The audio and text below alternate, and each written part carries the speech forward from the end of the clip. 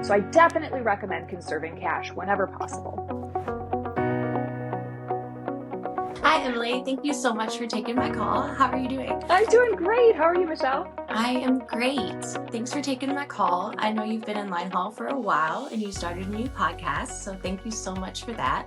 I know you've had a lot of people come to you in the business, so I wanted to see if you could tell me their downfalls and problems they ran into so I could possibly avoid them. Absolutely. I would be happy to be a Monday morning quarterback for you. I have no personal experience, but I do hear a lot of war stories. Yes, I know that I can lease and rent trucks. And know people come to you for financing. Should I keep my cash for the Linehaul business? Should I lease a truck from you guys? What should I do? What's the best route to take? You definitely want to conserve cash.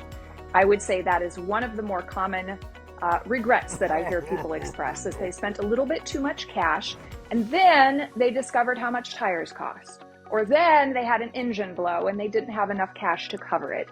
So it's really important that you do have a little bit held back for those emergencies or unexpected costs, or just things maybe you didn't do quite enough digging to know that those costs were going to be coming up. So I definitely recommend conserving cash whenever possible. That makes sense. Can you tell me about any other problems you experienced in the Linehaul with new companies like that? Any more downfalls and bad stories you've heard that would help? Yes, they go on and on, unfortunately. So you just have to do your due diligence. I think it's really important that you just dig in, learn as much as you can about the industry. One of the downfalls, I think, comes in with the full service leases. They can be really tempting because as someone coming in new, it seems very attractive because you have something that you don't have to do maintenance on. You don't have to worry about it going down because they're going to give you a replacement.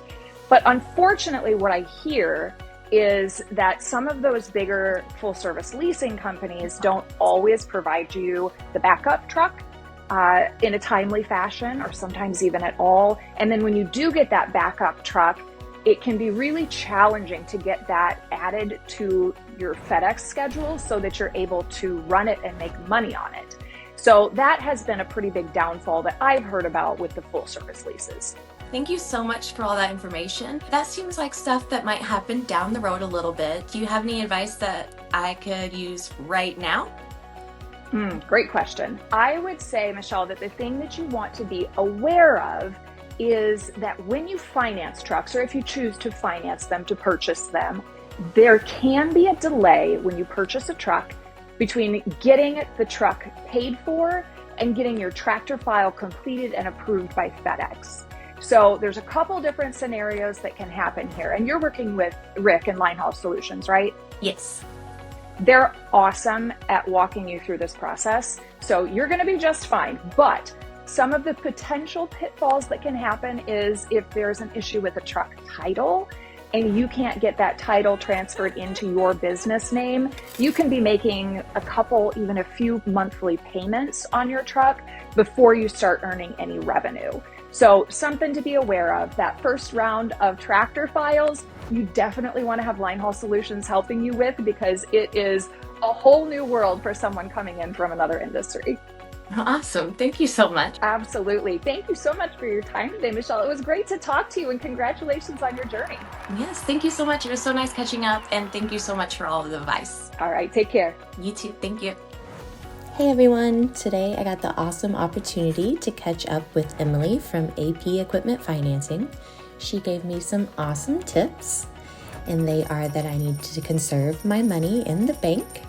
I need to inspect the trucks that come with the sale.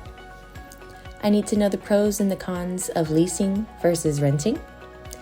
And I definitely need to pick the right time to buy my trucks before I sign with FedEx and make sure it all aligns perfectly. Thanks for joining. See you next time. Bye.